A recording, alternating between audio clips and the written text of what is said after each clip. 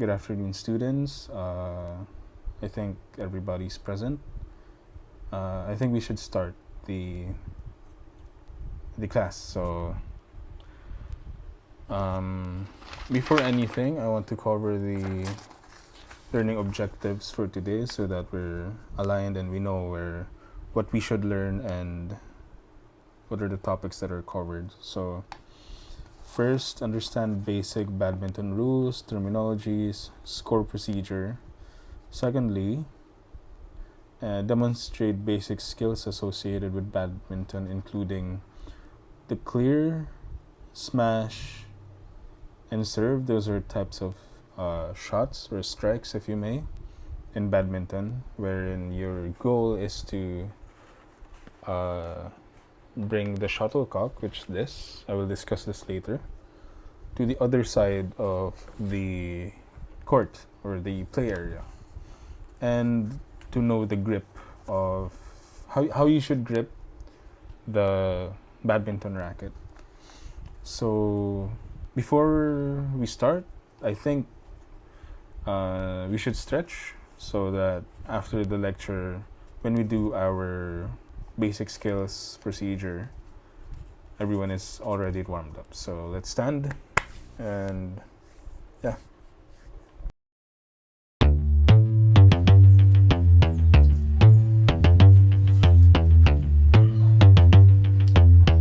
Ain't nobody stopping me.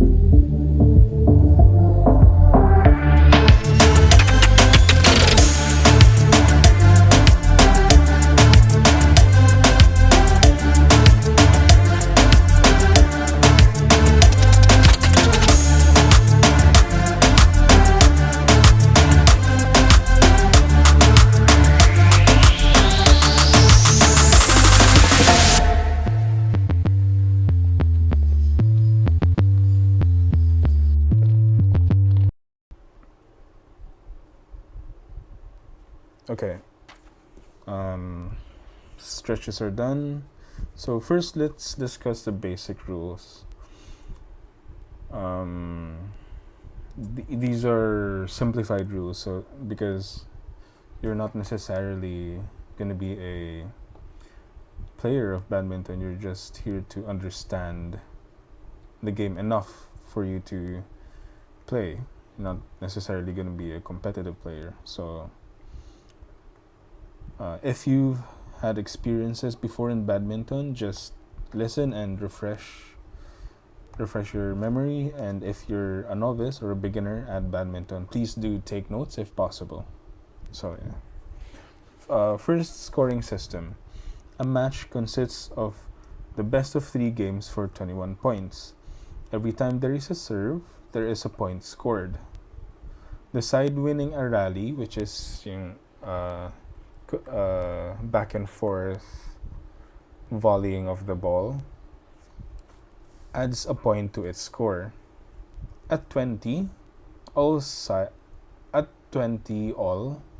the side which gains a 2-point lead first wins the game. But when it reaches 29 and no one still has a 2-point advantage, all the side scoring 30 first wins that game. And the side winning a game serves first in the next game. So usually badminton is played best of 3. So it could reach up to 1, 2, 3, 4, 5. Yes, 5 games, or it could be 2, depending on whether the skill level of your opponent or you is comparable, or yeah. So interval and change of ends. When the leading score reaches 11 points, players have a 60-second interval. A 2-minute interval between each game is allowed.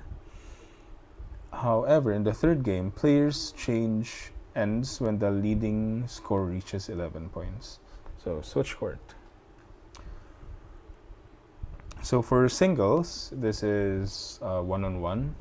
At the beginning of the game, and when the server's score is even, the server serves from the right service court. There's the right side of the inner box, the long inner boxes.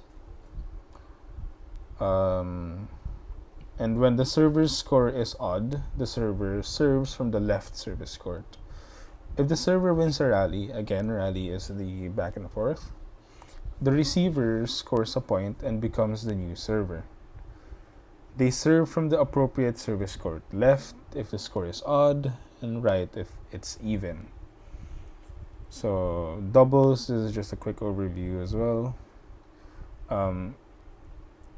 A side has only one set. The service passes consecutively to the players as shown in the diagram. I'm gonna have a a chart that will show that diagram. At the beginning of the game, and when the score is even, the server serves from the right service court. When it is odd, the server serves from the left service court, just like in singles. If the receiving side wins a rally, the receiving side scores a point. The receiving side becomes the new serving side. But the players do not change their respective service courts until they win a point when their side is serving. So unless you win a point, you're gonna remain on the side that you are currently in. So again, just a note about the scoring system and how it affects serving. The order of server depends on the score, odd or even, same as in singles. The service scores are changed by the servicing side only when a point is scored, like what I said a while ago. In all other cases, the players continue to stay in their respective service court from where they played previous rally. This shall guarantee alternate servers. So yeah. So covering the basic rules, we move on to the proper grip. I have a very short video presentation about this, and here it is. So class, this is the grip for the badminton racket. This is the forehand grip. You could also use this as a backhand grip, but there are some people who choose to have a different grip when performing backhands. And yeah, for the forehand grip, this is what is called a handshake grip. because it's like you're shaking someone's hand. So you wanna grip the racket at around the middle area with your thumb, close in your three fingers, your thumb touching, just barely touching your middle finger, and your index finger wrapping around above your thumb. And for the backhand grip, although this is optional, you would want to pinch your index finger. You want to, the tips of your fingers may touch. This gives more control and on the strike and follow through compared to this, which has less control, but it is optional as well, but it's quite recommended. So yes, that is the grips of badminton, the badminton racket. So knowing the grip, I will now present how to use the forehand and backhand grip when striking the shuttlecock, as well as using forehand high serve, forehand low serve, backhand low serve, backhand flick serve.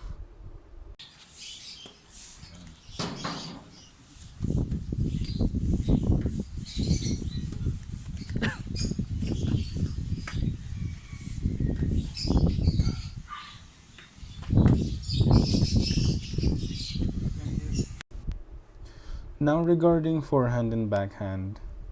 Forehand is used when the shuttlecock is coming to you to your right side, and backhand is used when the shuttlecock is coming to you on your left side. However, both can be used when it's in the center, for example, the head, chest, or stomach area.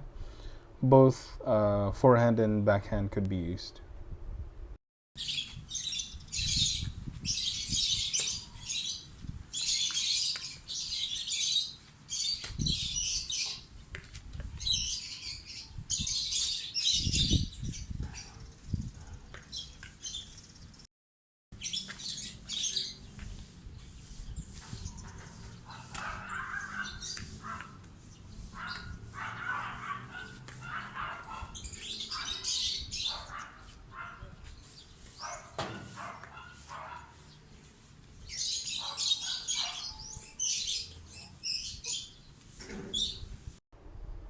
Now, the difference between forehand high and forehand low serve is that in forehand high, the shuttlecock will be closer to the back area of the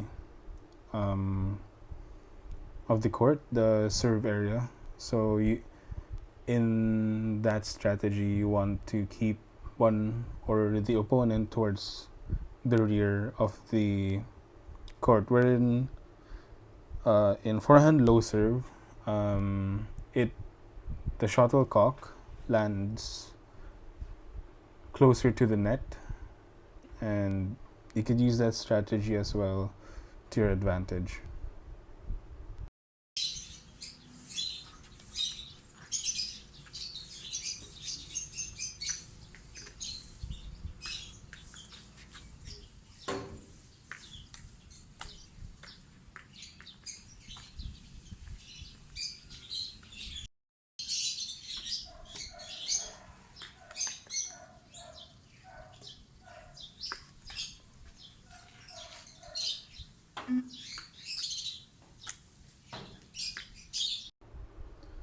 Now, as you can see, the difference of the backhand low serve and the backhand flick serve, although it's not apparent in the video because the wind was really strong, I apologize for that. The backhand low serve is a slow shuttlecock that would land closer to the net, as compared to the backhand flick serve which has a higher speed, which means it will go deeper into the court of the other player and will land more closely to the service area. and both could be used to your advantage, whether it's double or single badminton game.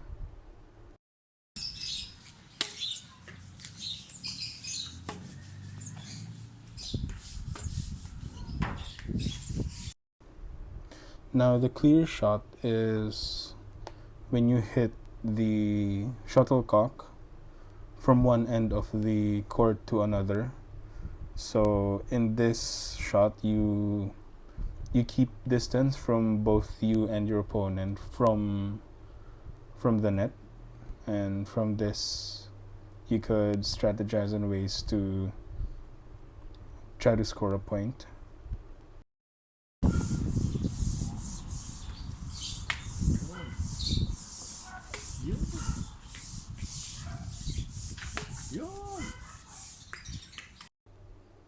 Now, the smash shot is the most powerful, one of the most powerful type of strike or shot in the badminton game.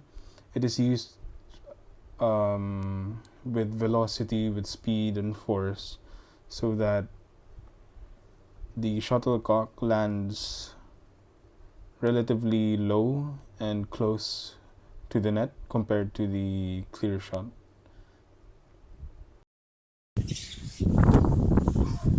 Rap.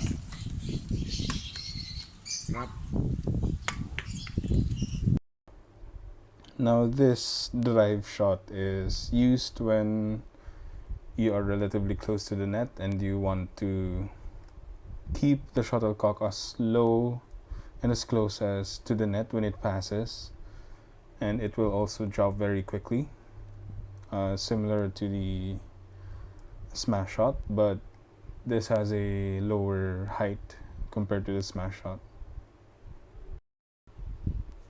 Now that I have discussed and shown you how to do the several serves and shots that are used in badminton, now I want you to stand up and find yourself a partner. If there is someone that does not have a partner, I will be the partner for him or her.